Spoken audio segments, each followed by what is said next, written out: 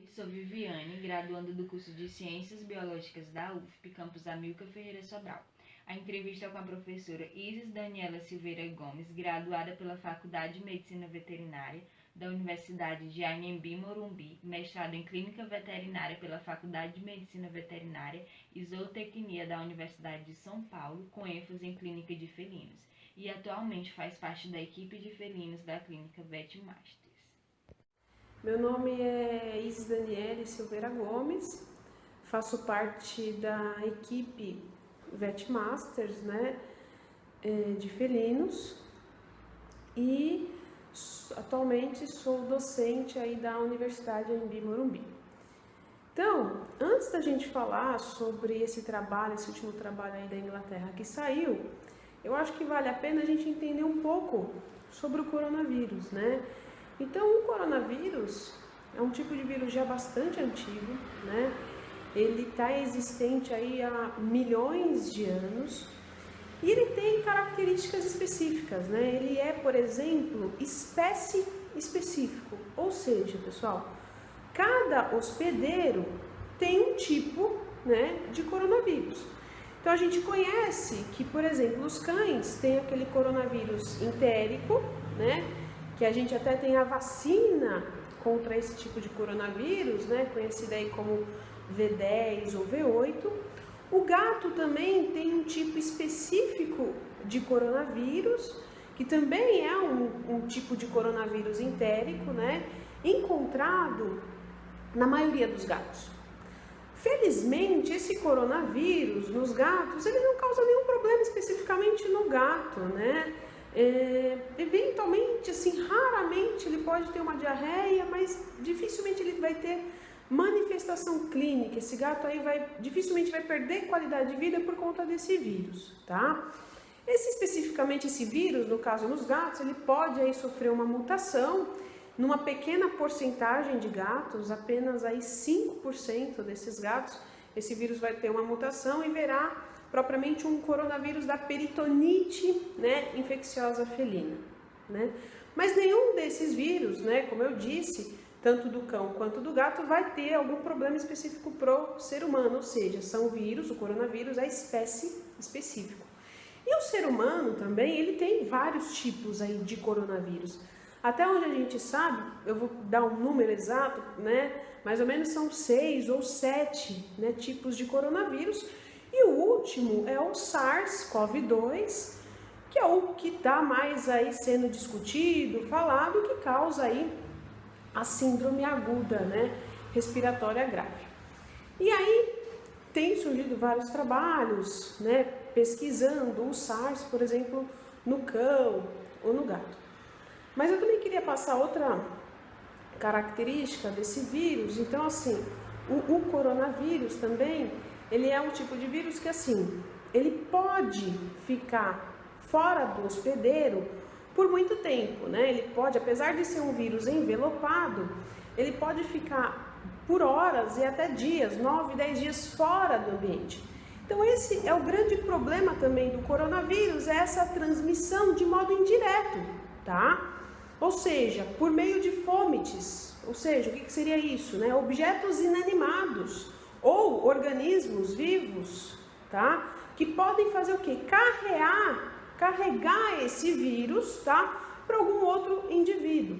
Então, por exemplo, objetos inanimados a gente está aí constantemente usando, Então pode ser instrumentos domésticos comuns, instrumentos hospitalares, guia, coleira. E o próprio cão ou gato, basicamente pode ser apenas um carreador desse vírus, tá?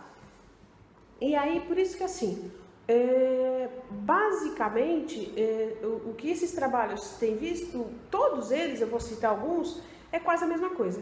E outra característica, por exemplo, uma pessoa doente, no caso, ela pode, a partir do momento que ela espirra, tudo isso, ela libera, pensando no SARS-CoV-2, ela libera aerossóis, Ou seja, essas partículas, elas vão ficar em suspensão no ambiente a partir do momento que você tosse ou você espirra por até 3 horas. Então, por isso, essa preocupação frente hoje a esse vírus, né? Porque a disseminação dele, ela acontece de um modo até facilitado.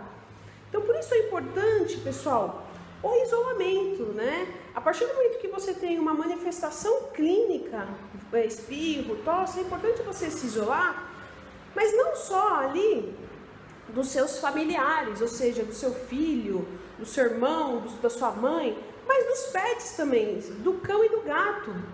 Até hoje, o que a gente sabe é que eles são apenas carreadores desses vírus, tá? Então, por isso é bom se evitar o contato a partir do momento que você está doente, tá?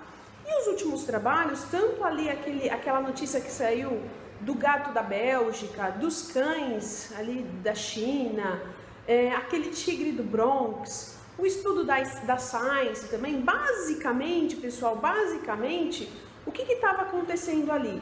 A gente tinha seres humanos, tá, com o vírus, e esses seres humanos, a partir do momento que eles estão com o vírus, né, eles acabavam transmitindo, né, o vírus, o coronavírus, o SARS-CoV-2, para esses cães ou esses gatos, tá? Mas, gente, isso não quer dizer nada. É a mesma coisa, só para vocês entenderem, é a mesma coisa se a gente, por exemplo, ingerir ou serem inoculados um tipo de coronavírus, por exemplo, espécie específico para cão, para gato ou suíno. Você pode até ser inoculado por esse vírus, tá? Mas esse vírus, a partir do momento que chega no seu organismo, ele não vai acontecer nada, ele não vai ter uma replicação. Por que isso, pessoal? Porque para a gente ter a transmissão, basicamente, a gente precisa de várias etapas. Então, esse vírus, ele precisa encontrar nesse organismo várias etapas, vários degraus, para que no fim ele consiga ser transmitido. Ou seja, quais são essas etapas? Então, esse vírus, o coronavírus, ele precisa encontrar, por exemplo, receptor específico dentro da célula, tá? Então, cada hospedeiro tem um tipo de receptor específico, tá? Para o seu tipo de coronavírus. Além disso, o coronavírus, ele tem que encontrar também um ambiente, ou seja, um citoplasma dentro dessa célula, totalmente favorável para que ele possa se replicar, tá? E a partir daí, pessoal, quando a gente tem isso, a próxima etapa seria a disseminação desse vírus para o organismo, tá? As manifestações clínicas que esse paciente, essa pessoa vai ter, e aí sim transmitir. E aí a gente vê mais uma vez nesse último trabalho da Inglaterra, o que eles pegaram? Eles pegaram 3 gatos, né? Eles inocularam ali o SARS-CoV-2 nesses gatos. Então esses gatos ficaram aí com um tipo de infecção, tá? Eles avaliaram depois por meio de swab nasal e retal, tá? E aí eles colocaram juntos a esses gatos contaminados, mais 3 gatos rígidos, sadios. E eles viram que depois de um tempo, todos os gatos estavam, né, a partir desses exames, todos os gatos estavam com ali a presença do SARS-CoV-2. Mas, felizmente, nenhum dos gatos tiveram manifestação clínica do SARS-CoV-2, ou seja, nenhum dos gatos tiveram tosse, espirro, perda de peso, falta de apetite. Ou seja, de todas aquelas etapas que a gente acabou conversando para consolidação da transmissão, ou seja, você encontrar um receptor, você encontrar um citoplasma nessa célula, a partir daí dissemina a manifestação e a transmissão, a gente vê que há uma falha, tá? Então, basicamente, também nesses estudos que a gente tem visto, a gente não sabe qual é a condição que esses pacientes estão sendo estudados, se é uma condição aí de estresse. A gente não tem exames específicos para esses gatos, tá? A gente não tem um histórico aí se esses gatos têm outras comorbidades. Então, só para a gente concluir, o que eu quero frisar não há necessidade nenhuma, tá? Até o atual momento, graças a Deus, da gente se preocupar com uma possível transmissão do SARS-CoV-2 presente, por exemplo, em cão ou gato para o ser humano. Não há preocupação nenhuma frente a isso.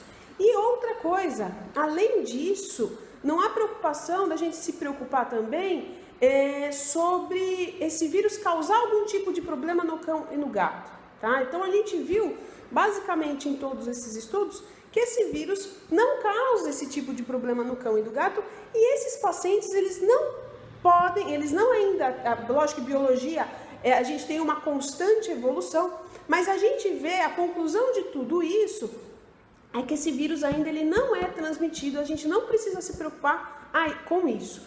A única coisa que a gente sabe, o que a gente deve se preocupar é o que? A partir do momento que você está doente, tá? Que você tem manifestação clínica compatíveis com o SARS-CoV-2, tosse, espirro, você tem que se isolar e evitar o contato, não só, pessoal, com cachorro e gato, com qualquer pessoa, tá? Você tem que se isolar de tudo. Por pelo menos, como eu disse, 2 semanas, até porque o que a gente viu é que esse vírus pode ficar fora do ambiente do hospedeiro por muito tempo. Então, hoje o que a gente sabe é isso, tá? Eu espero aí que eu tenha elucidado vocês e se cuidem, tá bom? Obrigada!